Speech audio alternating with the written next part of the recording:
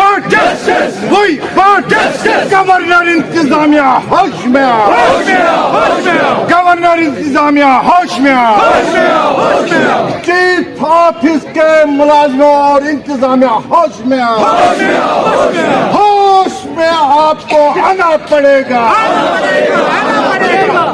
होश में आपको आना पड़ेगा.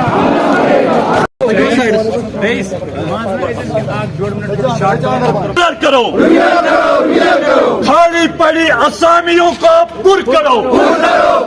खाली पड़ी असामियों को पुर करो.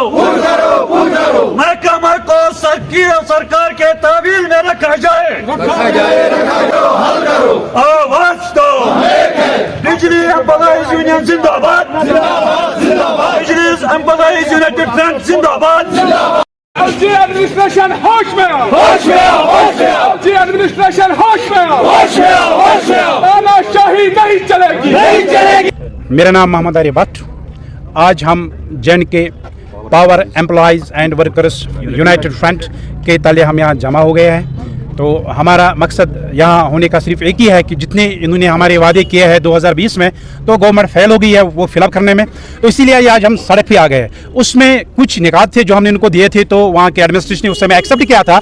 लेकिन बाद में उसमें एक ही पॉइंट जो जुम्मू में लागू हुआ वो है अनपेड उनके वेजेस जो लेफ्ट ओवर्स थे उनको वेजेस वहाँ मिले.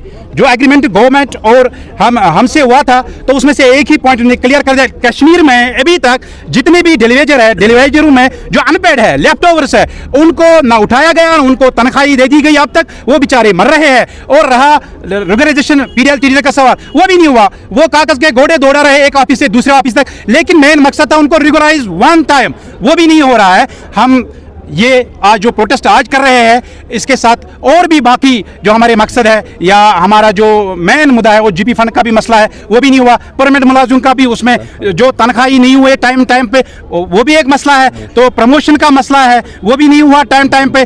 तो जो बेनिफिट्स है वो भी नहीं, पेंशनर्स बेनिफिट्स उनको भी नहीं मिल रहा है. इसी वजह हम सारे इस बैनर के तले जो डेलीवेजर है, unpaid daily wagers, permanent daily wagers, permanent मुलाजिमीन, पेंशनर्स, ऑल हम इस बैनर के तले जमा हो गए. मकसद और मुद्दा हमारा ये है, जो हमारे 5 मांगे हैं, अगर गवर्नमेंट इनको पूरा नहीं कर रहा है, हम इनको अल्टीमेटम दे रहे हैं, तो हम सब अपने अहल के साथ सड़क पे आएंगे. तब तक हम नहीं उठाएंगे जब तक हमारी मांगे पूरा नहीं करेंगे. जानना चाहूंगा ये 5 मांगे क्या है? पांच मांगे यह है: regularisation of TDL, release of earned wages in favour of unpaid casual labourers, और जो जीपी फंड का मसला है वो क्लियर होना चाहिए, और प्रमोशंस का मसला है वो भी होना चाहिए, और भी है जो पेंशनर्स का मसला है वो भी अभी तक क्लियर नहीं हुआ.